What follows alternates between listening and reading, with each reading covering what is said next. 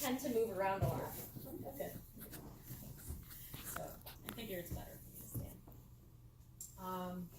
And my dissertation committee is Dr. Paul Diermeyer, Dr. Kathy Pejam, Dr. Celso Ferreira, and Dr. Daniel Doctor. So as we begin, it's important to note weather versus climate. And we need to think about predictability with respect to weather versus climate, because when you're talking about predictability, what you need to go into those varies depending on what you're talking about. So for example, weather is an initial value problem of the atmosphere, whereas long-term climate is more of a boundary value problem, excuse me, indifferent to the initial conditions of the atmosphere. Forcings from the boundary drive the mean climate, but can also contribute to anomalies on a range of timescales.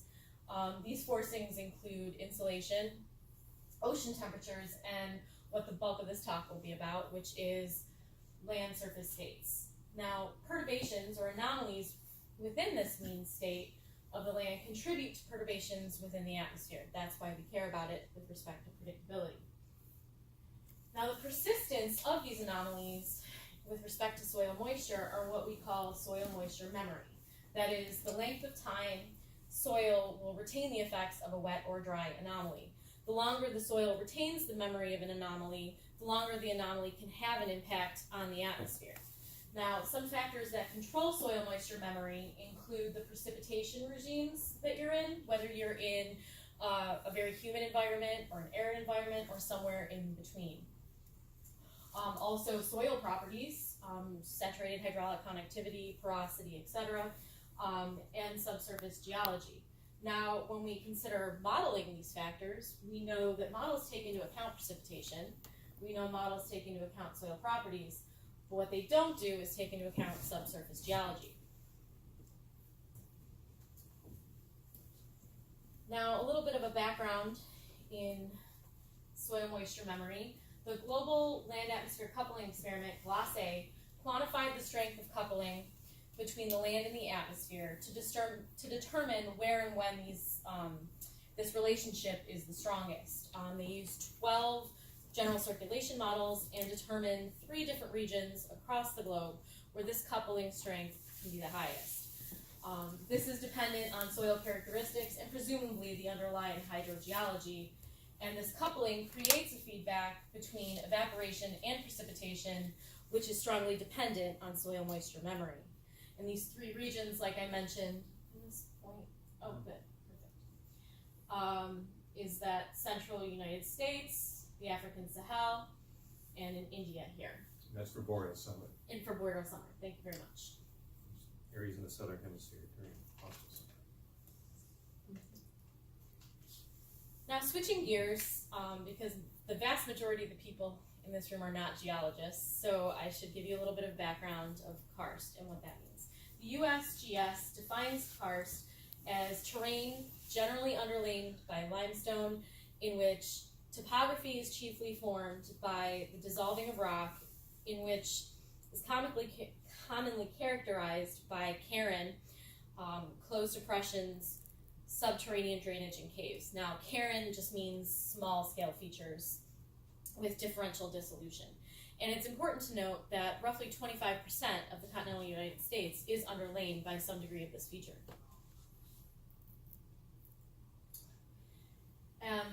Now, how karst forms is through the carbon dioxide dissolving into water. When you dissolve carbon dioxide into water, you acidify the water with carbonic acid. When this carbonic acid-rich water moves through a carbonate like limestone, it tends to react with it, causing dissolution as it goes. When it does this, it can flow through, creating either conduit or laminar flow, which is large-scale features here that provide for a lot of water flow, or small-scale features here which provide for small fractured flow throughout the ground. Now, merging these two together, predictability, modeling, and karst, I want to first introduce what land surface models are. Now, a lot of climate scientists in here tend to look up to the atmosphere, but my focus is going to be the land, so I've got to introduce you to what the model actually does. So, on the left here is how the NOAA land surface model breaks down soil layers. You'll notice we have 4 different soil layers of various thickness, the top being the thinnest at 10 centimeters, the bottom being 100 centimeters, for a total of 2 meters of the top soil. The land model also provides a water budget as well as an energy budget. Now, we all know that models are just an idealized version of the reality. We can't perfectly represent reality. So this right here actually shows you a comparison of what we have. This picture here is an actual soil profile. It's a photosol that I took for my master's work, and you'll notice within this column a wide degree of heterogeneity from top to bottom. But when we're actually parameterizing the soil column, we don't have that at all. The entire column is treated as the exact same soil characteristics, essentially homogeneous throughout. Now, what happens at the bottom of this layer, in reality, you would have flux. If you have high water table, you could put some more water within that soil column. If it's lower, you just tend to drain. But in models, we don't have that. All we have is this big orange tuning value here. This is kind of like a tuning parameter, like a leaky bucket that tunes how much water can come out the bottom, essentially balancing our water budget. Now, the reason I have the one on the right here is to show that in the future, currently in development and for future implementation, there are going to be land surface models that incorporate this groundwater flux. It's just not currently in operation. However, even though we have this improvement in groundwater, the big point here is that despite this improvement, we still do not take into account subsurface geology. Now, to outline what I'm going to go through with you today, I'm going to start with the research questions that I'm going to address, and then take you through the phases of study. The first question is going to be addressed by an in situ soil moisture data study, and the second is going to be with a model sensitivity study, and the third is actually going to be the parameterization of the karst. And then I'm going to take you through some of the advancements made with this work, some of the impacts, give my thank yous, and then give you time for some questions. So the 3 research questions we'll be addressing is, does karst affect soil moisture memory, and if so, to what extent? How does subsurface geology affect the surface fluxes through soil moisture impacts? And the third is, how does the introduction of groundwater into future LSM implementations modulate the effect of the subsurface geology on surface soil moisture content? Now, where these 3 questions land within the water cycle, that first question deals with right at the surface, the memory of the soil moisture. And the second question deals with the fluxes from that to the atmosphere. And the third takes us down to the bottom where the groundwater layer is. So starting with the first question, does karst affect soil moisture memory, and if so, to what extent? Here's a map of karst across the continental United States. The various colors represent different types, depths, and precipitation regime type karst. I didn't put the actual scale here. I can share it later if you are interested. It's just extensive. And this was developed by Weary and Doctor in 2014. And overlaying this are the green dots, which come from the International Soil Moisture Network SCAN data set. And the area of focus is actually going to be right here in northern Alabama, southern Tennessee. So zooming in on this box here, from now on you'll see NAL throughout. That's my northern Alabama test case. Part of the reasons this area was chosen is it's a uniform type of karst. It's all carbonate karst at or near the surface, so there's no variability with type or depth of karst. And it's a relatively small region, which allows for controlling, as best I can, the variability in climate. So that isn't a factor here, or minimal factor here. And then this was plotted using ArcGIS, where I was able to co-locate where the stations were overkarst and where they were not. So as you'll see in the bottom right here, I have which stations lay where. I have 4 karst stations overlaying karst bedrock, and 7 non-karst stations in this region. Now the purpose here is to find soil moisture memory, and in order to do that, it's determined through lagged autocorrelations. And lagged autocorrelations measure soil moisture memory as the soil moisture correlation over time. And it takes the lagged autocorrelation of soil moisture to drop to 1/E. Now, when I was doing this, I actually ended up doing log base 10, so for practical purposes, when you're looking at my graphs, it's when it drops below -0.2. This was done for all the stations, karst and non-karst, as they were separated, and then I averaged per karst and non-karst region, so I have a mean karst and a mean non-karst. It was binned by seasons, so spring, summer, and fall. It was done at various depths and for lags 1 to 30 days. The equation is on the right here, so it doesn't advance on me, which is r sub t e to the minus lambda t, where t is lag and lambda is the decay frequency. And it's important to note that this behaves like a first order Markov process. How many years of data went into it? It varied by station. So You see the start year on the right. starts okay. here Oh, and yeah. it goes to 2016, so it varied greatly. So anywhere from 6 to 20 years. So again, my karst stations are over karst bedrock, and non-karst are not overlaying karst bedrock. From left to right, we have spring, summer, fall. From top to bottom, we have the top 10 centimeter soil layer, 10 to 40, and 40 to 100. Lags are from left to right, from 1 to 30, and the correlation is plotted on the left. My karst is always going to be blue in every case, and my mean non-karst is always going to be red.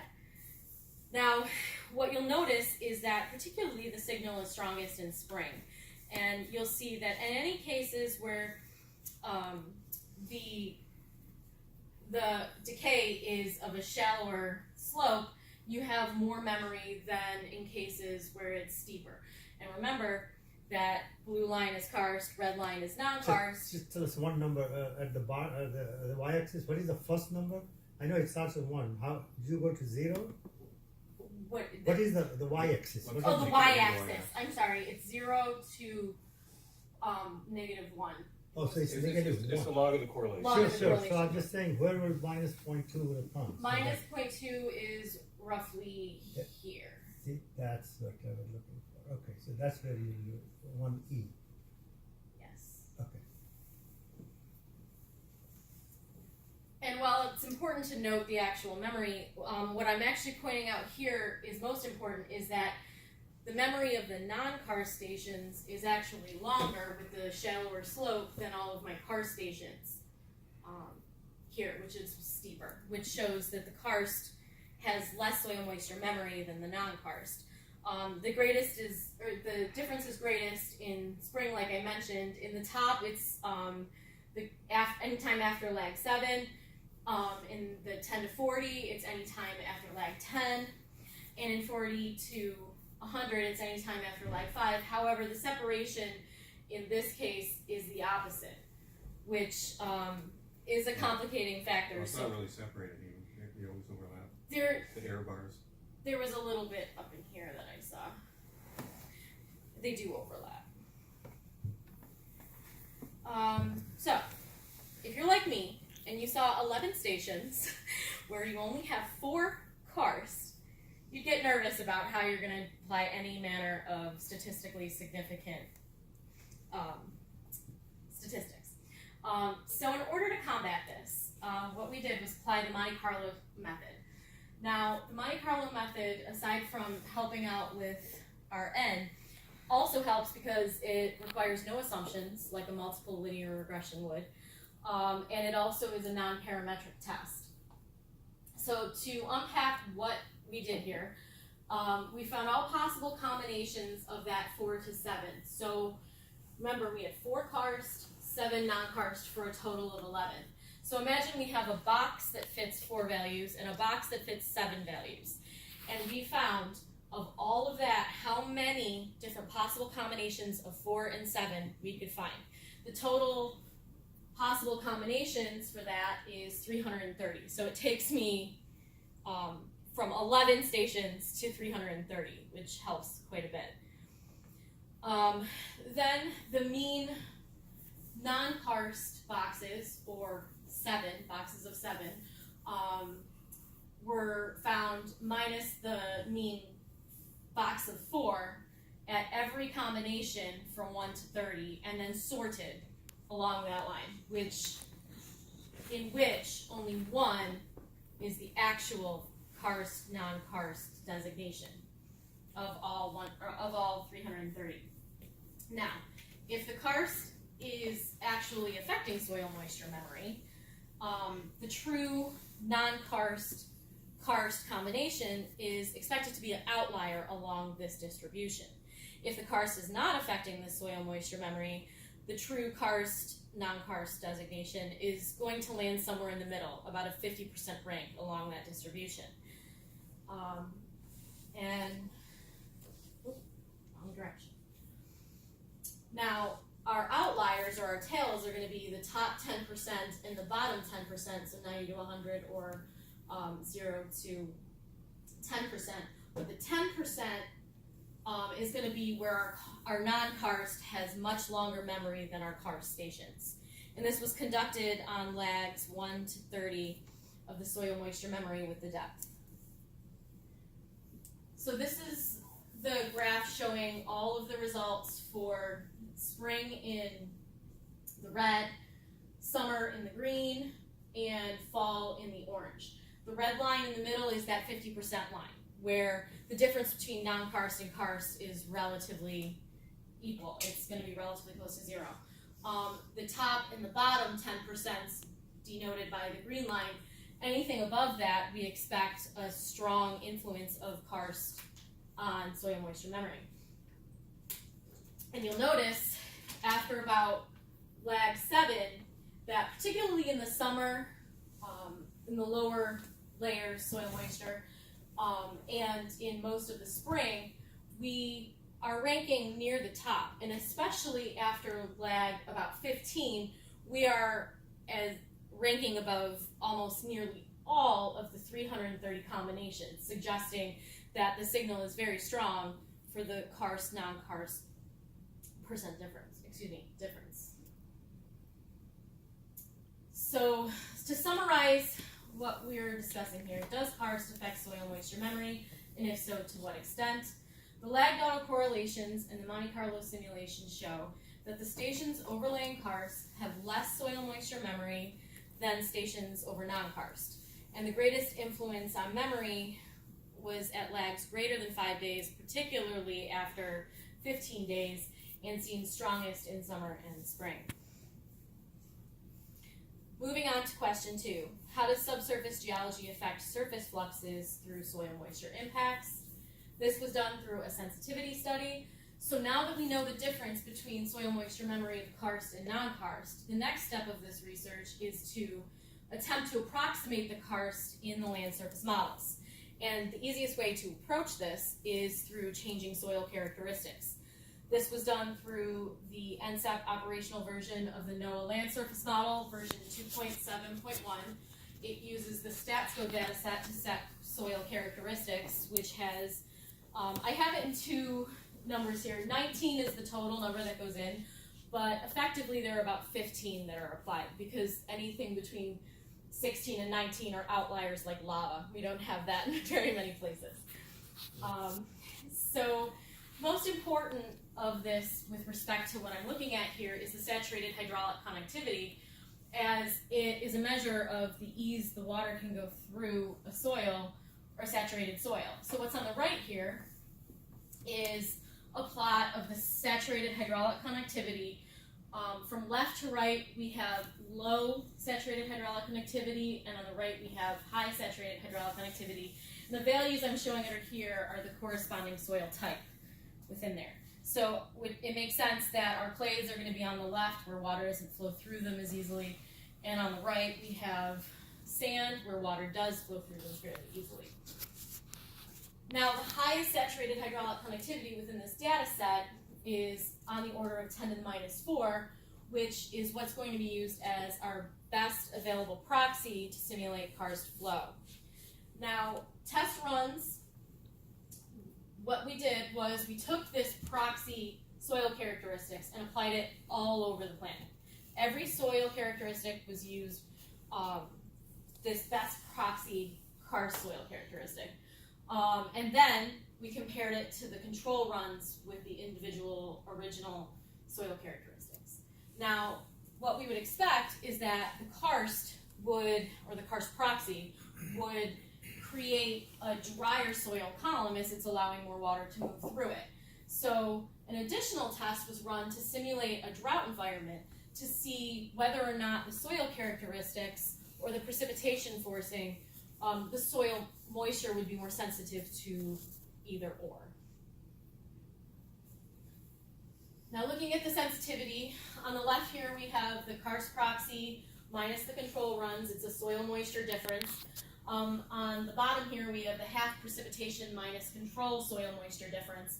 On the right are the soil types color-coded by saturated hydraulic conductivity so that we can see the effect and make the conclusions based on the soil characteristics and the saturated hydraulic conductivity. So in the bottom left here is where you'd expect to find the greatest sensitivity, the greatest change.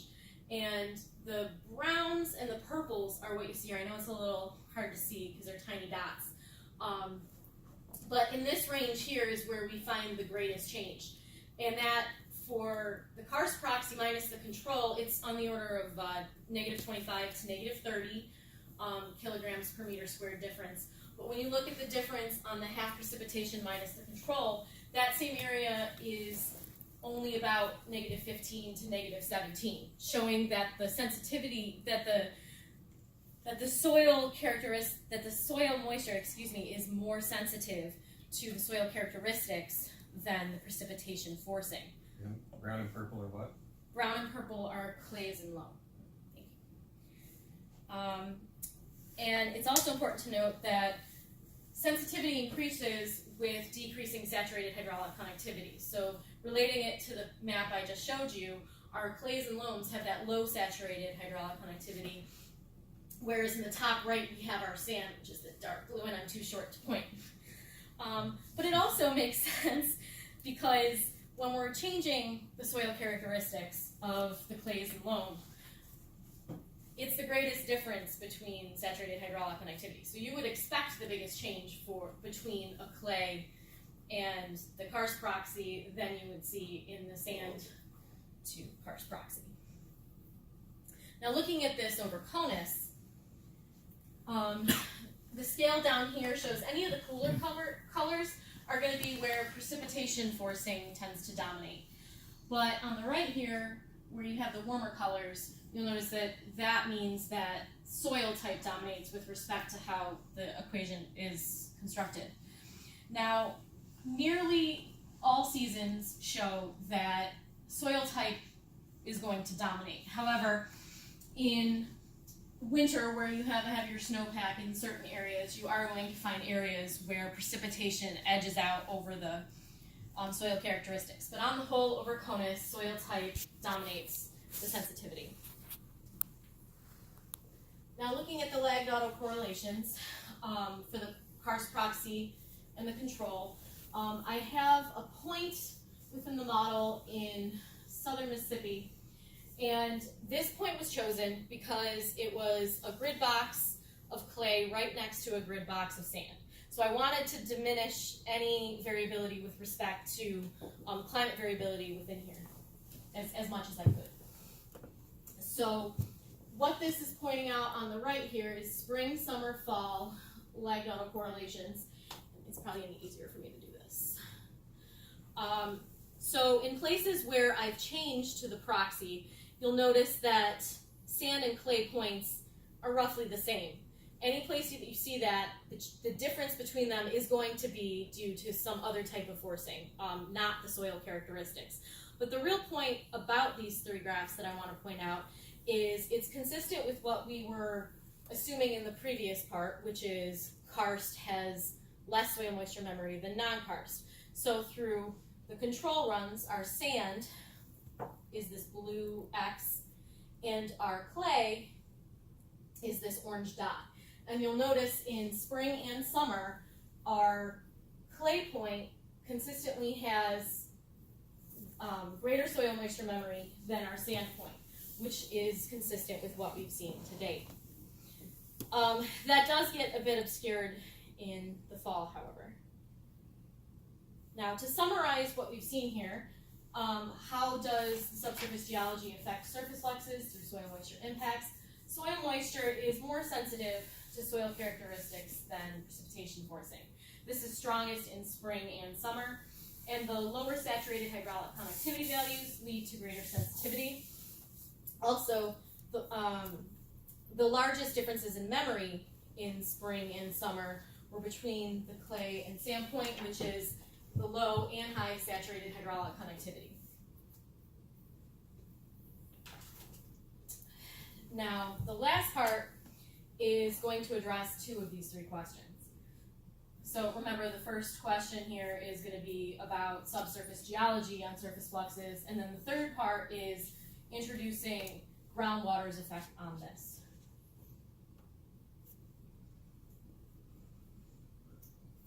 Now, parameterizing the karst takes a couple of steps because this has never been done before. So, we've seen the effect of the proxy karst on soil points, but the next step is actually going to be, instead of throwing a big hammer at the model, now we actually want to look at where the actual karst is and how much karst is in a given area. So what we do is take that USGS karst map and create a gridded version that can be read into the land model with a fractional percent karst at each grid point.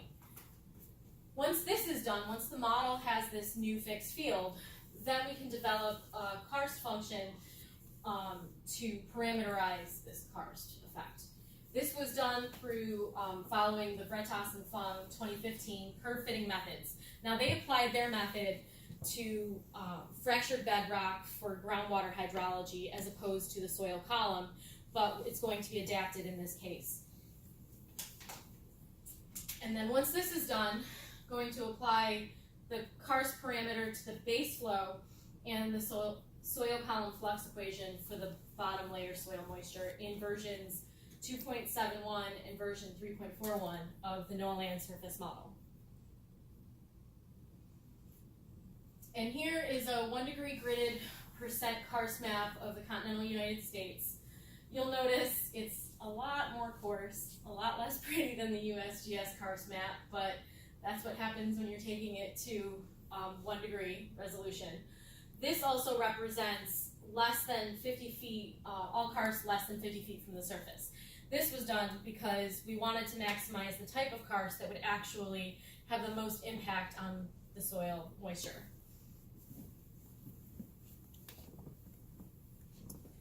Now for the karst parameterization.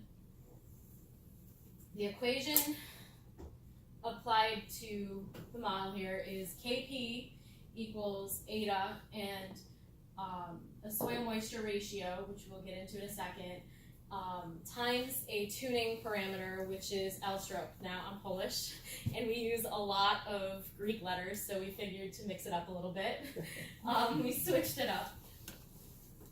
Now, within the parentheses, we have soil moisture content minus the wilting point over the maximum soil moisture content minus the wilting point. Now, what this means is if you have a saturated soil, that ratio is going to go to 1, effectively making the karst parameter a factor of your tuning factor times the percent karst. If you're approaching the wilting point, where you have next to no soil moisture in there, that ratio is going to go to 0, and your karst will not have any effect. And then once this is done, the KP factor is going to be added to the base flow term, essentially tuning that leaky bucket again. So think of that orange arrow that I showed you before. What that's going to do is effectively tweak that arrow to account for the karst. And once this is done, it's also going to be subtracted from the soil moisture flux from that bottom layer. In other words, for the bookkeeping part, that's going to affect the soil column moisture. Higher values of KP are expected to bring lower soil moisture output, and the tuning parameter is going to affect the sensitivity of this effect.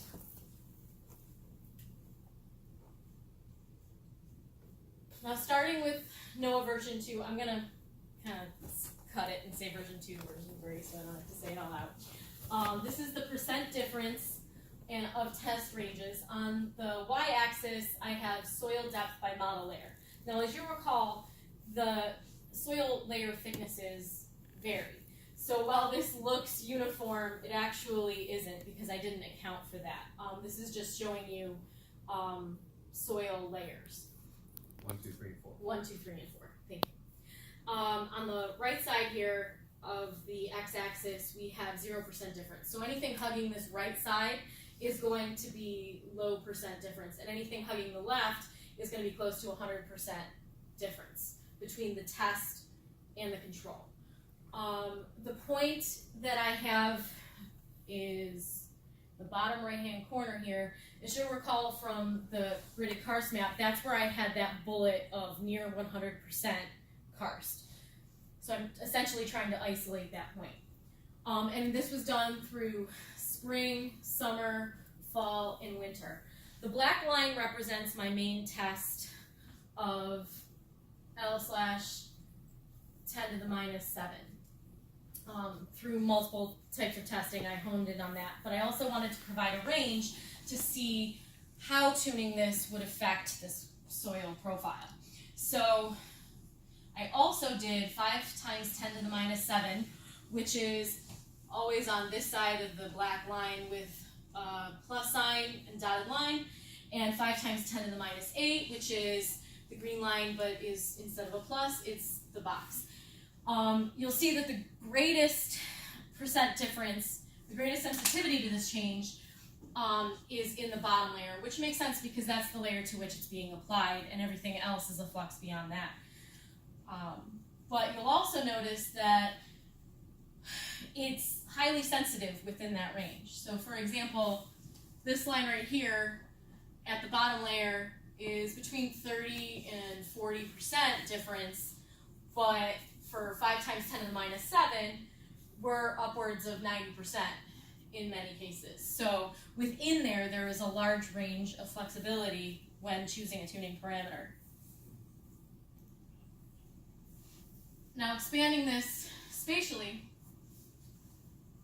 the left side is our surface layer, the right side is our bottom layer. As you'll recall again, 10 centimeter thickness, 100 centimeter thickness. And this is just showing the difference between that test 10 to the minus 7 minus control. You'll see the greatest changes are spring and summer in both top and bottom, and the ranges near the surface are between about -5 to -10, whereas at the bottom you'll see closer to -100 to -300 magnitude difference. Versus what, talk about the saturation. Oh, versus for the surface, because again this isn't adjusted for soil layer thickness. At the surface, a saturated value is roughly 45 kilograms per meter squared, but in that bottom layer soil moisture, a saturated value is roughly 450 kilograms. So we're within the same scale difference. So even though you're seeing an order of magnitude difference, it's not an order of magnitude difference directly. That's why we also looked at percent difference between the layers.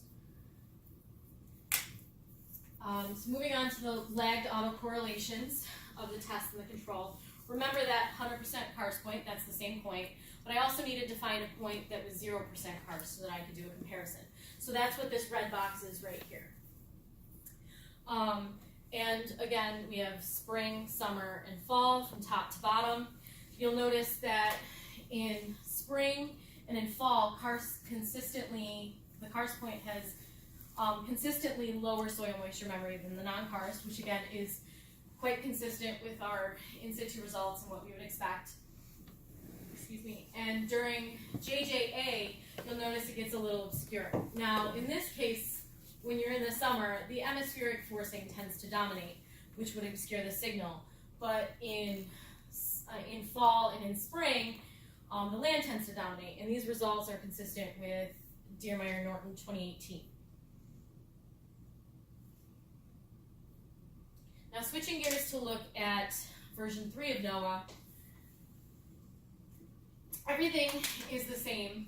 We are looking at the surface layer, bottom layer, the scales are the same. But you'll notice that, particularly with respect to the surface, the magnitude that was from -5 to about -10 is now about -10 to a -20 within this range. So while the peak times of spring and summer are the same, the magnitude is larger. Now, that being said, looking at the bottom layer soil moisture, while the pattern is the same, the magnitude is actually less than in version 2. We're looking on the order of -100 to -200. So let's unpack this a little bit more. Let's look at the total percent difference, which is part of the motivations for actually doing this part in the first place. This is the CONUS average percent difference of soil moisture. On the left, we have model layer below the surface, again, 1, 2, 3, and 4. This is percent difference, 0, only now it's not to 100, it's -50%. The black line represents our version 2, and the green line represents our version 3. Now, you'll notice that the profile of version 2 is relatively consistent with what we saw before. The percent difference maxes out at about -16 at the lower layer. But when you look at version 3, you actually see a peak percent difference in the second layer. Now, the biggest change between version 2 and version 3 is that they overhauled the evapotranspiration and the root zone soil moisture. So I am speculating that there's something within this new parameterization that's messing this up, showing a larger percent difference as the soil moisture is adjusting from what I'm taking out at the bottom. Now, adapting that, or switching gears, excuse me, from soil moisture, the whole reason behind this is that previous research has shown that karst's influence on total average evaporation is expected to decrease this by roughly 10 to 15%, which was the motivator behind how I chose and how I adapted the tuning parameter. So version 2, total E average percent difference between test and control, came out to about -16.1%. A little bit high, but within the ballpark of what previous research speculated would be the karst effect. Now, version 3, we've seen larger magnitude differences, and you notice that the percent difference is -21.5%. Now, okay, good. To discuss this a little bit, to summarize what we've seen, version 2 shows this greater difference in between karsts, a similar pattern, but greater magnitude difference. And this suggests that this model version could benefit from additional tuning, or that different parameterizations within the model are complicating this factor. It also shows the nonlinearity between the soil moisture and surface fluxes, and how sensitive this tuning parameter can be, and how it needs to be adjusted between models. And when it comes to the groundwater, you'll notice I haven't shown any groundwater models yet. The 2 versions that I chose actually do not have the groundwater influx of the two-way flux boundary. The next generation version of NOAA MP does include groundwater boundary, but this may require a slightly different application of parameterization because it does not have that tuning value at the bottom. It actually has a flux boundary layer to incorporate this groundwater in there. So it shows that this parameter cannot just be applied to it directly. So some of the advancements that have been made throughout this research, this is the first time anyone's looked at the effect of karst on soil moisture and surface fluxes. And this was done, again, both through in situ data and model data. It's also the first time that subsurface geology has ever been introduced into land surface models. A new fixed field has been developed and can be downscaled and applied to any land surface model and be adjusted per the model needs. And discussing some large scale impacts of this work, the land-atmosphere interactions play a crucial role in weather and climate prediction. They affect everything from where we live, what we can grow, as well as extreme weather events from floods to droughts. Through increased predictability, especially in the subseasonal to seasonal, we can hope to better prepare for high-impact events. More accurately, representing the subsurface can help us resolve some previously uncaptured complexities in the coupling relationship. One good example of this is Leeper et al. Showed that as mesoscale convective systems move over karst terrain, in some cases they would reach this karst terrain and just fall apart. So better representing this karst terrain could allow us to better represent those within the model. Accurately representing the land surface is also crucial in accurately representing surface fluxes, and in order to improve our S2S predictability, this is key. And karst has the potential to play an important role in increasing predictability at S2S timescales. So, some future work. We need more observational case studies. We are highly limited on number of stations, but there are other networks that can be adapted, and there's a lot of satellite data now coming out that we can use. I'd also like to extend this globally where data is available. And what I'm actually currently working on, and in the near future we'll be working on, is developing the karst parameter for future implementations of NOAA MP into operational land surface modeling. So thank yous. I need to thank my advisor, Paul Diermeyer. You have been so patient and helpful, and you've really taught me a lot, and I really appreciate it. My committee, thank you very much for your input and suggestions, and it's all helped this work grow and be as good as it could be. My friends and colleagues and professors at GMU and at NSEP BMC, and of course my family, thank you for coming down from Buffalo. Is her husband Josh in the back, by the way? Oh yeah, my sister And Jessie. Sister Jessie and and boyfriend brother Dan. Logan, yeah. Any questions?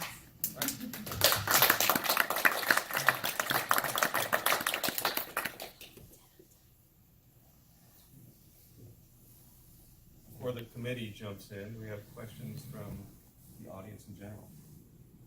And by the way, Shiko, the Raycasson phone, that is Inez's phone. That is. Oh, there is Yeah. phone. Oh, yeah. My classmate. Yes. Well, since somebody's asking, very timely result. The U.S. Congress has just asked NOAA that we want to improve S2S predictions. So it looks like you can ask them to send a check. That's where the soil moisture memory is. Right, That's but too here is the question. What is the NSEP group that actually does? What is their plan? Do you know? Is somebody planning to do something about it? With respect to karst or Yes, S2S? yes, cost. I'm it. It's me. Okay.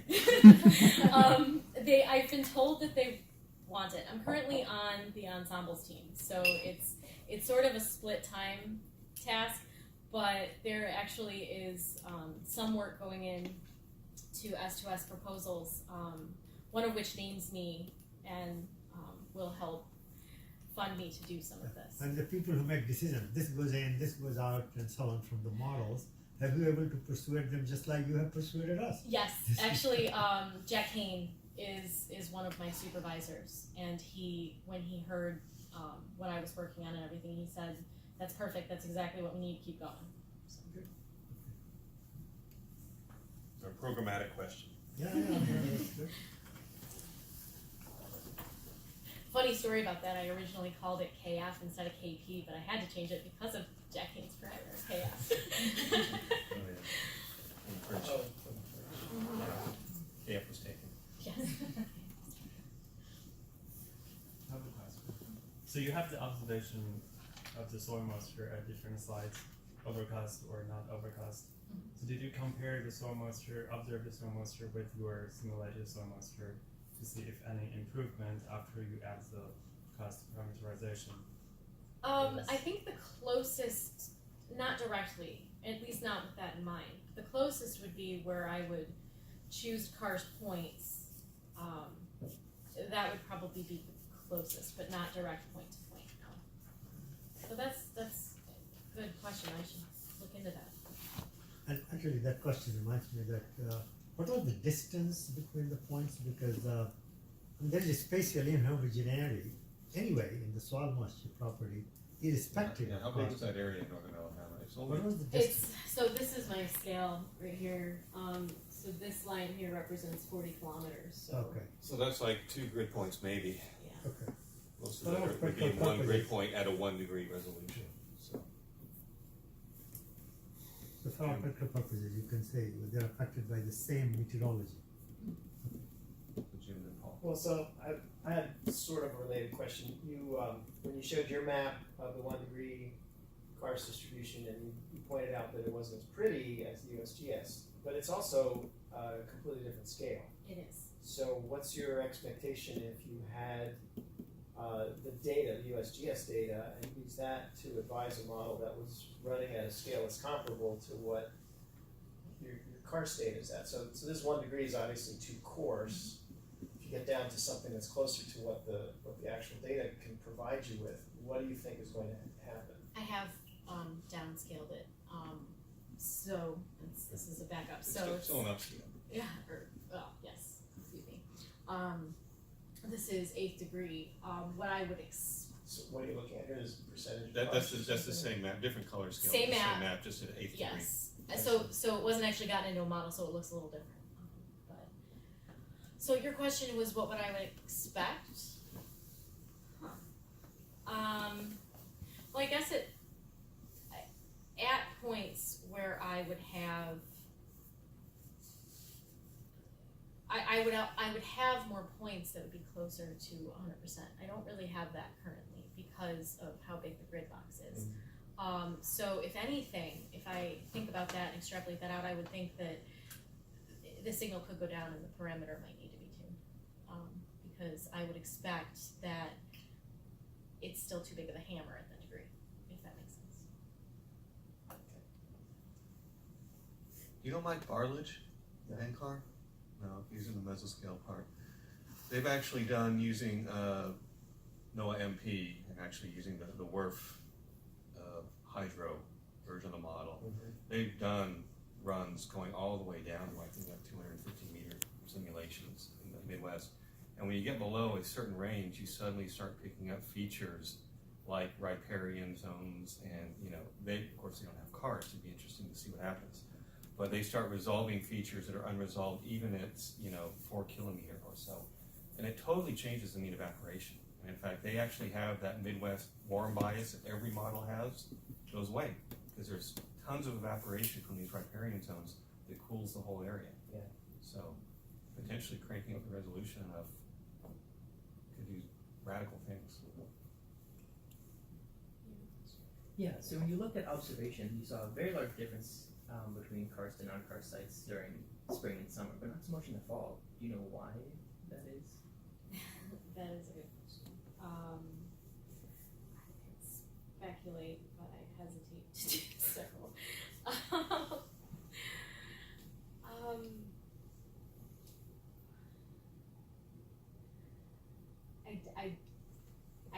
I do hesitate, especially when reconciling with the fact that spring and summer, or spring and fall, the land dries. So there's got to be something else where I wouldn't expect it necessarily to be the atmosphere, but something I'm not sure. You think the NOAA model represents reality perfectly. Fair point as well. Well, this is actual data. Yeah, that's what I mean. This was data. Maybe the NOAA model should be weakest in the fall instead of in the summer. True. Fair point. If only we had better data simulation. That's another tune we're singing.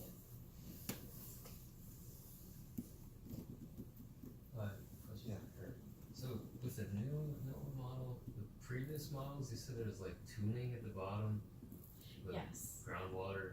So they tried to. She's doing too. I'm tuning. I said it. I used the word tuning, and I shouldn't. Basically, yeah, the way they parameterize the base flow, it's currently a factor of slope and saturated hydraulic activity. They actually tune it to get because that base flow, then they dump it into their river routing models. That's a big source of water for the hydrologic models. And so they tune it to try to get the hydrographs to look as good as possible. Oh, I see. So they might be trying to correct for not represented parts. Yes, Exactly. they could. Yes, So, that is a complicating factor. so do you think? Yeah, you include karst, and you might change that whole. Well, there's. It would affect the tuning parameter I use. So better representing the base flow without trying to account for that and factoring in the actual karst. I think it would adjust how they're parameterizing it as well. So, you know, whenever you change one Yeah. portion of a model, Break it, the model. it screws up the tuning for everything else, and so then you got to go back and readjust everything.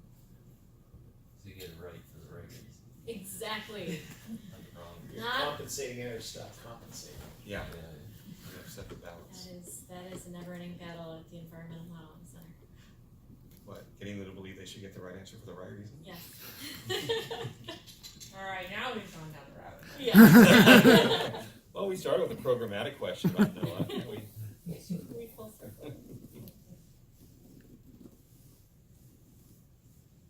Questions from the committee? Yeah, so maybe I missed it or didn't understand fully, but I don't understand exactly how is it you came up with the tuning parameter to start? Like, how did you decide what range of values to work with and look at the sensitivity that you did? That's a great question, and I didn't say it. I based it knowing that it would be applied to the base flow parameter. I looked at what was already going into the base flow parameter, which was largely dominated by the order of magnitude of the saturated hydraulic conductivity. So that's where I started. And your goal is to try to get about 50% Yes. evaporation change.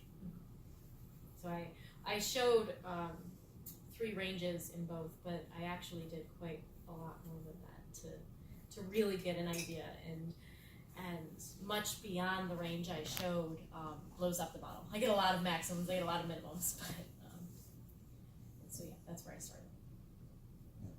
You learn how easy it is to break a model. Yes, yes, Celso, did you? I don't have any more questions. You did a fantastic job from last time I saw the presentation to today. I'm impressed. largely different. But Yeah, in such short amount of time. That was great. Congratulations. thank you. Sure. Sort of more of a philosophical question. If can you conceive of other geologic substrates that aren't karst that could give you the same result? In a sense, because you're looking at soil moisture, that is, the soils are derived from the underlying bedrock. Are there other areas of geologic substrate that could give you similar behavior in the soils that aren't really limestones or forming karst settings? And how would you be able to test that? The geology question. Yeah, I've been thinking from that perspective so long. My first thought was soils formed from unconsolidated materials,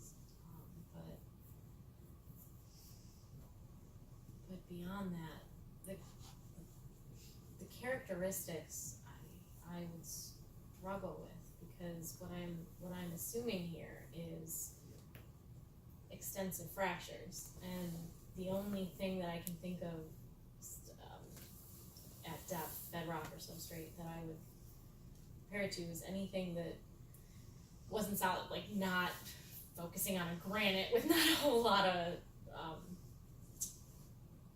fractures. I don't, beyond that, I don't know. I'd have to think about that. There may be, well, I'm bringing that up because perhaps this kind of parameterization might be more broadly applicable, maybe not just to karst terrains. but Other types of such, no, that's a very good point. It would be interesting to know, and to your point, it would also help me, I believe, expanding globally, because I might not have karst everywhere, good karst data sets, but I might have decent substrate data sets, so. Yeah, no, that's a really good point that I can look into, as I'm expanding this, because speaking to the next step, I'm going to have to do a global map to get it into the no model. There's no way around that. There is a global karst map, so I can send you a reference. Okay. There's a world karst aquifer map.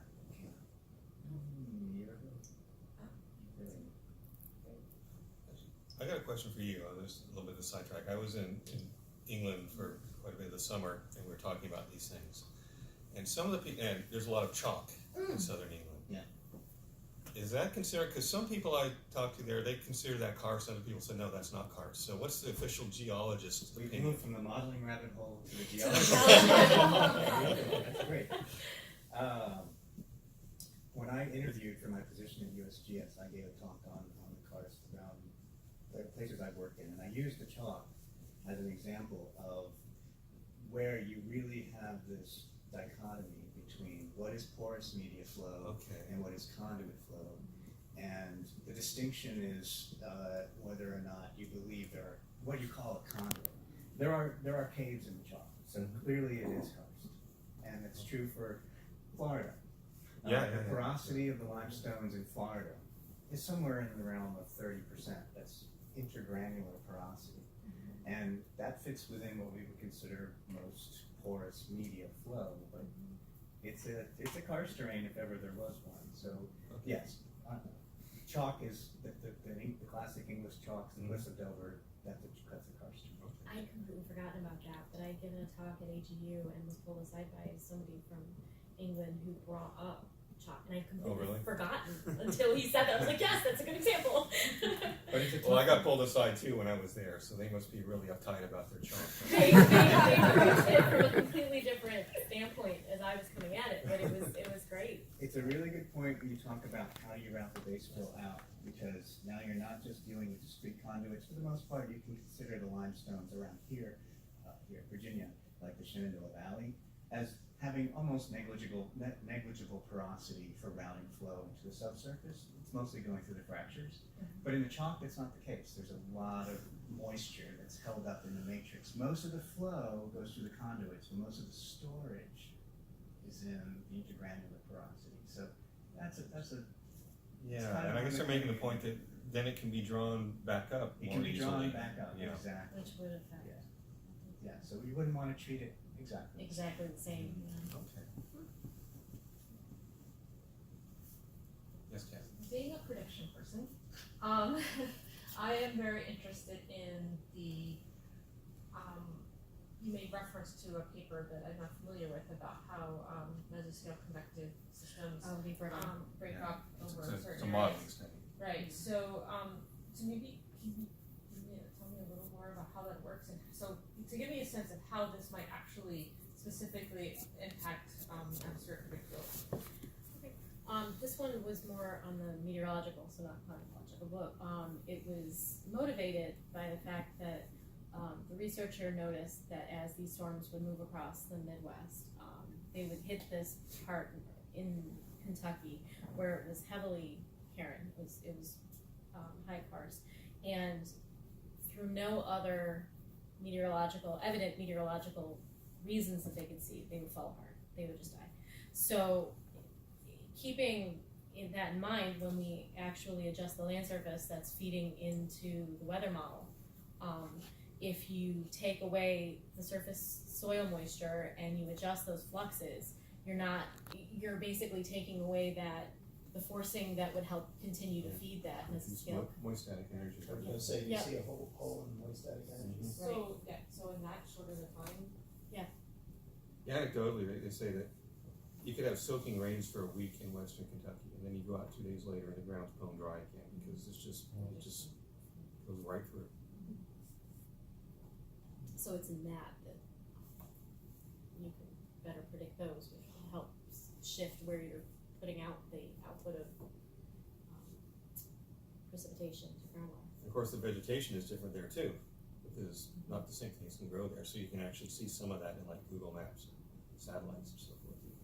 Another clue to where the karst is, maybe in places where the data is shaky. I'm sure that this global database is of real contrast to the quality of data that goes into it. Whether you're looking like U.S. and Europe versus say Central Asia or something. Yeah, Africa is the big Africa. data.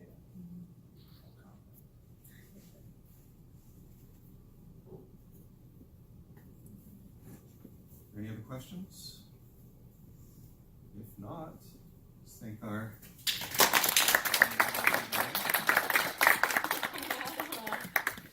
Today. I'm going to ask everyone but the